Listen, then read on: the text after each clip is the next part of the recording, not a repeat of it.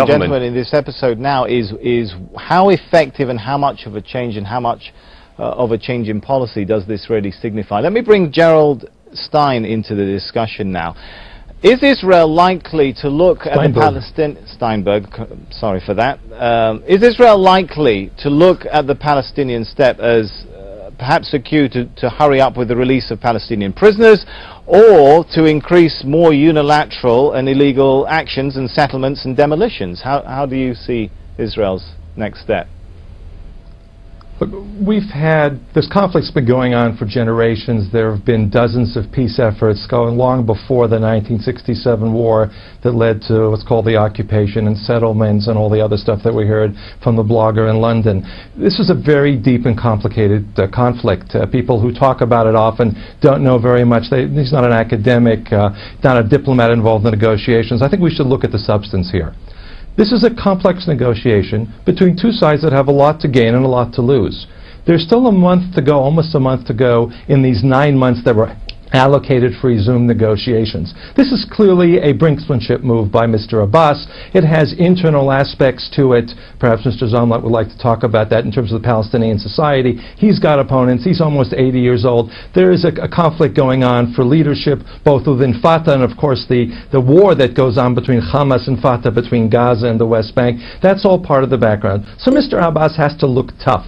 And the way he's looked up is to sign 15 largely meaningless pieces of paper, one of which is about the Treaty on Corruption. It'll be interesting to see how the Palestinian Authority handles that, given their own internal situation.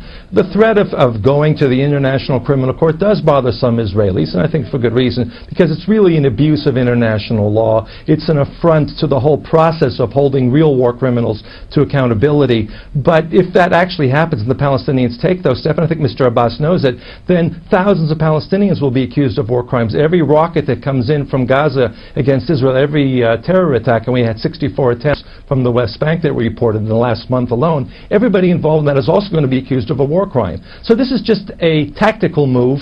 It's pretty transparent, and we'll probably see in the next 3 weeks, at the very end, everybody will announce we're going to give it one more try, and we're going to continue the negotiations. It would be foolish for the Palestinians in their position, the Palestinian leadership, in particular for Fatah and Abbas's leadership, to destroy what amounts to a significant amount of stability, economic cooperation and growth. Look what's happening in Syria.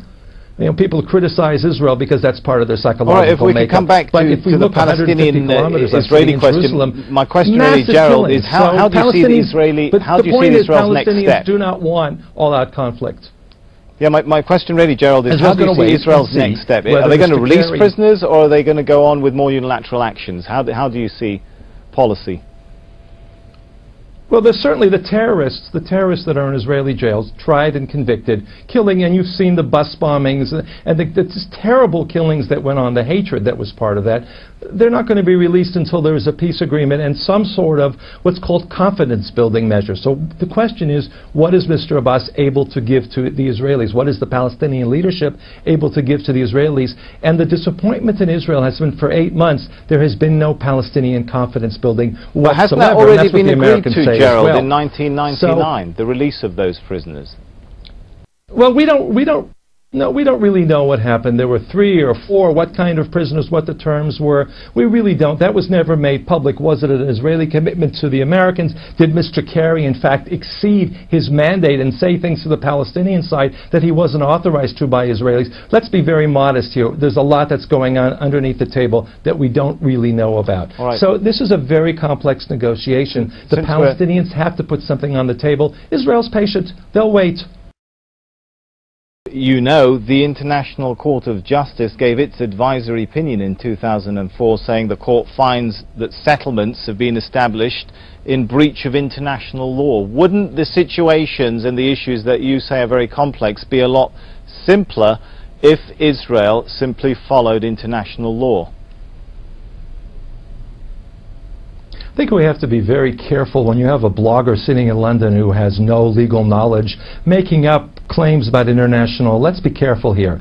The international, I just read you the International Court of Justice issued an advisory opinion, but you said it was an advisory opinion, and in fact, if you read the text and you read the various dissents, you realize that this was not really a legal opinion, and it has absolutely no influence. It was almost 10 years ago. The attempt here is being made to isolate Israel as part of a form of political warfare. The Arab states in '48 applied an Arab boycott, tried to isolate Israel economically. Now there's this huge BDS movement, which is really a lot of noise, while the Israeli economy continues absolutely to grow. Okay, the international Gerald, legal that process seems, is a real major forgive effort me, to try to that twist seems it. to be the understanding of the United States of America in 2013 as well. If I may read to you the views of the U.S. Secretary of State. He says, the United States of America views all of the settlements as illegitimate, end quote. He said that on August the 12th, 2013, and again on November the 6th, 2013. I mean, is the UN advisory opinion unacceptable and the US wrong as well? The process has a lot of parts that you're not reading. For instance, the terrorism. The separation barrier that exists between Israel and the Palestinians, thousands of Israelis were killed and injured by suicide bombers. How are you going to solve that problem? Israelis want to know, not the various twists and distortions and invented forms of international law written by an Egyptian judge and others who were actually diplomats, part of the Egyptian Foreign Service under the Mubarak regime. Let's be a little more serious about this here. Let's not talk about international law as some sort of a venue for making accusations which may or may not have any kind of basis to them. There are many countries that have separation barriers, United States and Mexico, Saudi Arabia and Yemen. So everybody knows that Israel is being singled out by people who have very strong psychological reasons, like one of your guests in the program, who don't like the idea of Jewish self-determination. Palestinians are more realistic. And I think we have to get back to the realism. We can argue about international law and all sorts of claims like that forever. On the ground, Israelis and Palestinians actually are living together pretty well. Israelis want to get out of the status quo. Prime Minister Netanyahu wants to end the occupation. Mr. Abbas says he wants to end the occupation. Perhaps most Palestinians of the West Bank also want to end the occupation. So the question is, how do we get rid of all these outsiders that are making all sorts of ridiculous claims and threatening all sorts of ridiculous punishments, international law, BDS, all sorts of other things, and talk about the substance on the ground? And I think Mr. Kerry has 3 weeks to get back to that now. To say, okay, Israelis and Palestinians, neither of you want to go back to full-scale warfare. You've all suffered from that for decades, for generations. Everybody's got terrible losses. How do we live together pragmatically? How do we accept the right of the Jewish people to self-determination in their ancient land? For 3,000 years, Jerusalem has been the capital of the Jewish people. How do we accept Palestinian claims for the last 1,000 or so years?